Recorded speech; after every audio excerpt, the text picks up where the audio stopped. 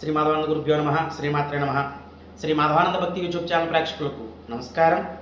ఇక ఈరోజు మనం విశేషంగా ఒక కొత్త విషయం గురించి తెలుసుకుందాము. అదేమిటి అంటే కనుక 2026 ఉగాది ఫలితాలు ఇప్పుడు మనం తెలుసుకుందాము.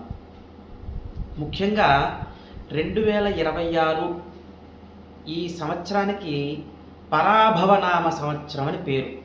అసలు పేరే చాలా డిఫరెంట్గా ఉంది చూడండి. పరాభవనామ సంవత్సరము అంటే ఏంటి, దాని అర్థం ఏమిటి అంటే కనుక ముఖ్యంగా సమాజంలో చూసుకుంటే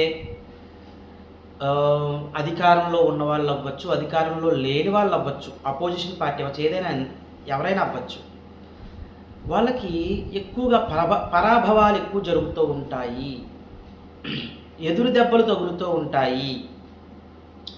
అధికారం చేపట్టిన వాళ్ళకి ఏదో ఒక ఎదురేదాల్సిన అవసరం ఉంటుంది. ఈ సంవత్సరము అమాంతము గొడవలు జరిగే అవకాశాలు ఉంటాయి, యుద్ధాలు జరిగే అవకాశాలు ఉంటాయి.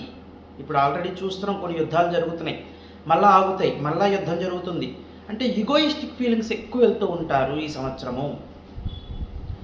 ఈగో వల్ల ఒక సెల్ఫ్ సాటిస్ఫాక్షన్ లేకపోవడం వల్ల చాలా వరకు కూడా అనైతిక పనులు జరగడానికి ఎక్కువ అవకాశాలు ఉంటాయి. ఈ పరాభవనామ సంవత్సరంలో అనైతిక పనులు, ఇల్లీగల్ ఇష్యూస్ ఎక్కువ జరిగే అవకాశాలు ఉంటాయి ఈ సమాజంలో. అమాంతము రేట్లు పెరిగిపోవడము, అమాంతము రేట్లు పడిపోవడము, ఇవన్నీ కూడా జరుగుతాయి. కాబట్టి రేటు పెరిగిపోయింది కదా అని కొనేయడము, తర్వాత మళ్ళీ అది పడిపోయిన తర్వాత బాధపడడం, ఇలాంటివి చేయకండి. ఆచితూచి అడుగు వెయ్యాలి. సంవత్సరం చాలా కేర్ఫుల్గా ఉండాల్సిన సంవత్సరం 2026. డబ్బు విషయంలో చాలా ముఖ్యంగా, మనశ్శాంతి విషయంలో చాలా ముఖ్యంగా తొందరపాటు నిర్ణయాలు తీసుకోకూడదు. ఎవరు కూడా చాలా జాగ్రత్త వహిస్తూ ఎదరికి వెళ్తే కనుక అవి రేట్లు పెరిగినా రేట్లు తగ్గినా మనం మ్యూట్లో ఉన్నాం అనుకోండి, మనకి ఎలాంటి ఇబ్బందులు ఉండవు. ఎవరు ఇండివిజువల్గా వాళ్ళు తీసుకోండి. ఇప్పుడు అర్థమైందండి.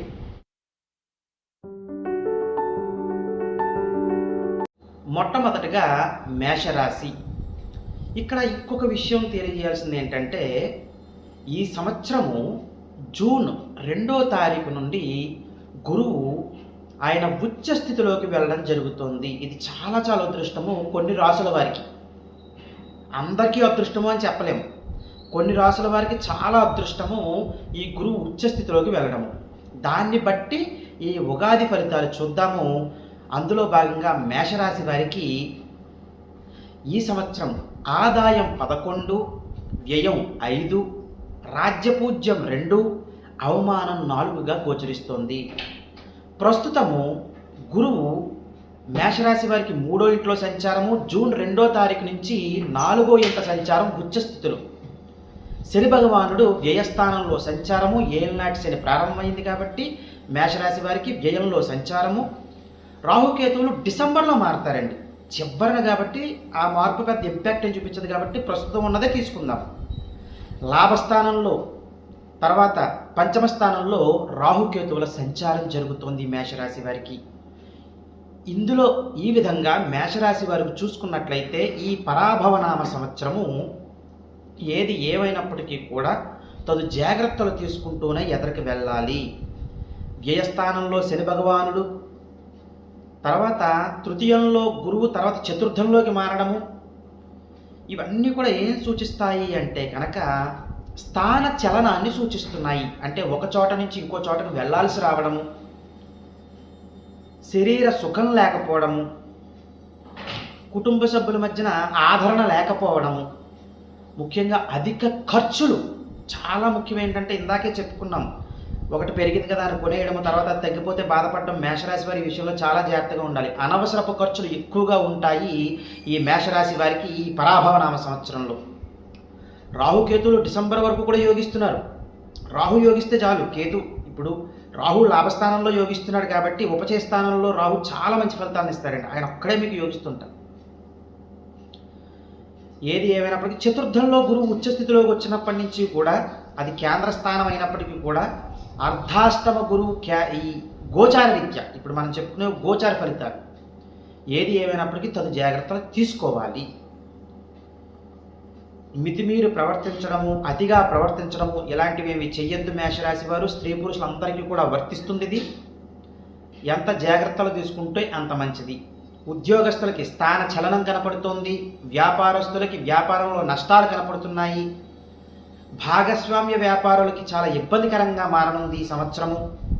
కాబట్టి మేషరాశి వారు ఈ పరాభవన సంవత్సరంలో ఎంత జాగ్రత్తగా ఉంటే అంత మంచిది. స్త్రీ పురుషులందరూ కూడా ముఖ్యంగా అనవసరపు విషయాల్లో వేలు పెట్టడం వల్ల ఇరుక్కుపోయే అవకాశాలు ఉంటాయి. మేషరాశి వారు గొప్పకు వెళ్ళి అప్పుల పాలయ్యే అవకాశాలు ఉంటాయి.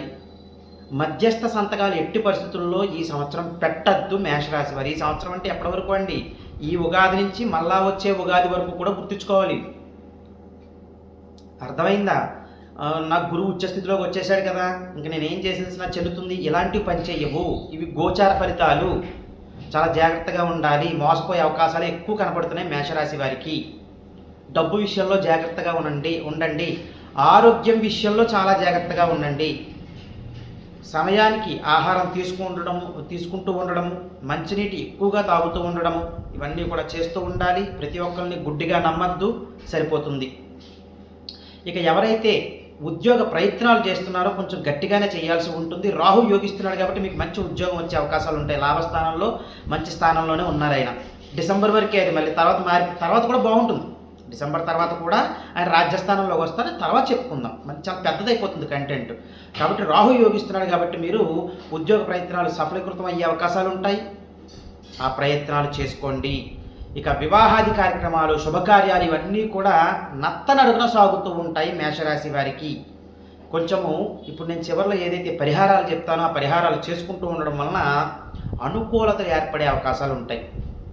ఇక ఈ మేషరాశి వారు ఈ సంవత్సరము ఇరుక్కోకుండా కొన్ని విషయాల్లో ప్రశాంతంగా ఉండడానికి, ప్రతి పని కూడా సఫలీకృతం అవ్వడానికి చేసుకోవాల్సిన పరిహారాల దగ్గరికి వచ్చినట్లయితే వాళ్ళు యథాశక్తిగా ఈ సంవత్సరం అంతా కూడా ఆంజనేయ స్వామి వారిని పూజించాలి. ఏ విధంగా పూజించాలి? ప్రతి శనివారము కూడా ఆంజనేయ స్వామి వారి ఆలయానికి వెళ్ళండి. ఆంజనేయ స్వామి వారికి 16 ప్రదక్షిణలు చేయండి. మీ పనులు మీరు చూసుకుంటూ ఉండండి. ఇంతే మీరు చేయాల్సింది. అమావాస్య తర్వాత వచ్చే మొదటి శనివారం మాత్రము తమలపాకులతోటి ఆంజనేయ స్వామి వారికి అర్చన చేయించుకుంటూ ఉండండి. ప్రతి నెల కూడా అమావాస్య తర్వాత వచ్చే మొదటి శనివారము ఇలా చేస్తూ ఉండడం వలన మీకు ఏవైతే నెగిటివిటీస్ వస్తున్నాయో అవి తగ్గుముఖం పట్టి, ఎదురేదాల్సి వస్తుందో అవన్నీ కూడా తగ్గుముఖం పట్టి మంచి ఫలితాలు కలిగే అవకాశాలు ఉంటాయని చెప్పుకోవచ్చు. ఈ పరిహారాల వల్ల మీకు మంచి లబ్ధి చేకూరాలని కోరుకుంటూ, మీరు సంఘంలోనూ సమాజంలోనూ మంచి పేరు సంపాదించుకుంటూ, మీ కుటుంబ సభ్యులతో సుఖశాంతులతో జీవించాలని కోరుకుంటూ, సర్వే జనా సుఖినో భవంతు. శుభం.